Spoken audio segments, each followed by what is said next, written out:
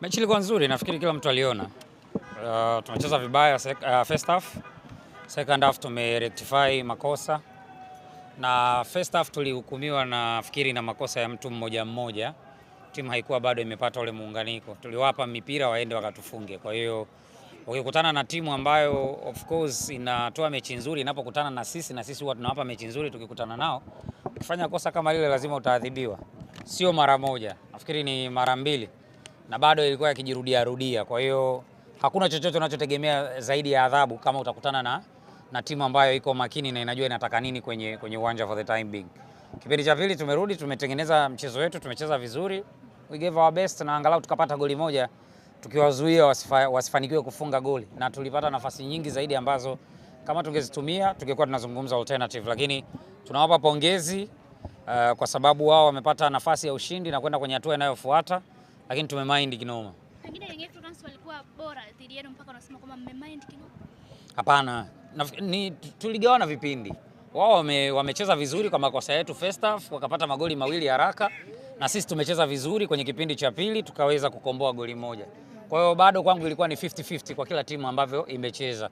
Makosa ambayo yametuhukumu ambayo hayatoi ubora kwa timu yoyote ni makosa ya mtu mmoja mmoja.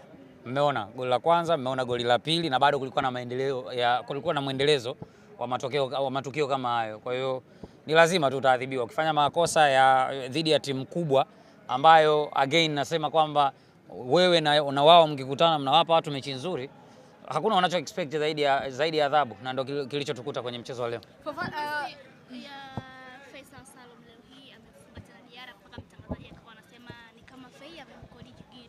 Ni mwendelezo wa kile ambacho huwa anakifanya siku zote. Hakuna mashaka juu ya uwezo wa Faisal Salum Abdallah. Ni injini, ni gear, ni clutch, ni brake, ni kila kitu kwenye timu yetu, na amekuwa akifanya hivyo na amekuwa akitupa kile ambacho tunataka kukiona kwenye mechi zote ambazo anapewa nafasi. Hana big match, hana mechi ya kawaida, hana mechi ndogo. Kila mechi yeye ni top performer, na kitu kizuri ni kwamba akiwa kwenye ardhi ya nyumbani amefunga. Ni jambo la kujivunia kwetu na ni jambo la kumfurahia kama mchezaji wetu. Sina hakika sana na idadi ya magoli ambayo ameshafungwa mpaka saizi na Faisal dhidi ya Diarra, lakini inatia moyo, inatia hamasa kuona mchezaji wa kaliba yake kila mechi ya Young Africans anakuwa kwenye wakati mzuri, mechi kubwa anakuwa kwenye wakati mzuri na ana deliver kile ambacho tunaki-expect kama team. So ni ushindi mkubwa kwetu kuona mchezaji wetu nyota anafanya vizuri kwenye mechi kubwa. Makosa ya moja kama ambavyo umezungumza, kuna shabiki nimezungumza naye amemtaja Fofana, amemtaja Diaby, amemtaja pia James Akaminko. Ndio wanaingia kwenye haya makosa ya moja. No comment, atazungumza mwalimu, nafikiri atakuwa na majibu mazuri zaidi mwalimu. Ni wazi umetazama viwango vyao pengine leo hii Yoro Diaby, lakini pia James Akaminko. Babangu anapigana ngumi, una expect nikwambie mzee ni mnyonge?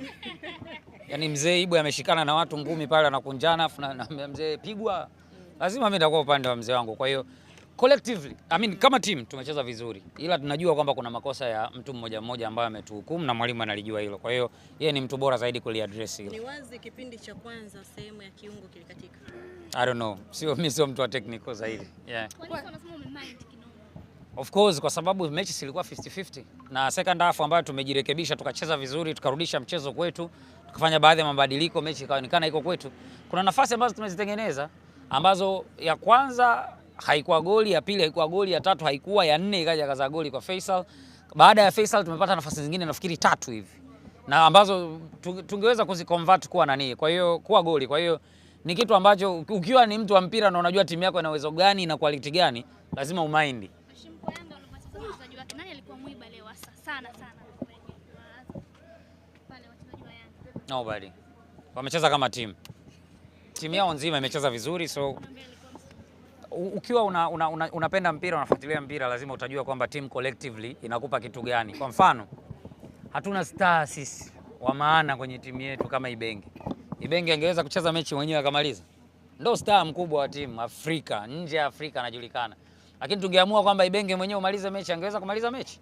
Lazima uwe nao wale 11. So kwangu mimi nafikiri tulicheza na Young Africans, muunganiko wao, namna ambavyo walijituma, tuzuie, tushambulie, tukabe, tucheze, ndio kitu pekee ambacho kilikuwa mwiba leo. Ulizungumza kwamba mtaenda kuulizana maswali kwamba ilikuwaje ikapatikana suluhu pale kwenye uwanja wa Benjamin Mkapa. Yeah. Watu waambie pengine imefahamika sasa nani ambaye ndiye mbabe sidhani kama majibu ya ile sare yamepatikana Bado.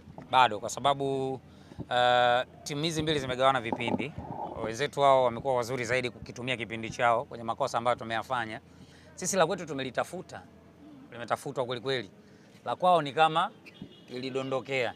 Lakini mechi ya leo nafikiri majibu zaidi atakuwa nayo mwalimu mwenyewe, kwamba ilikuwaje, sare ilipatikanaje, ile leo imekuwaje. Na kama mnakumbuka vizuri, nilisema mechi ya leo haitaenda dakika 90, labda wao au sisi.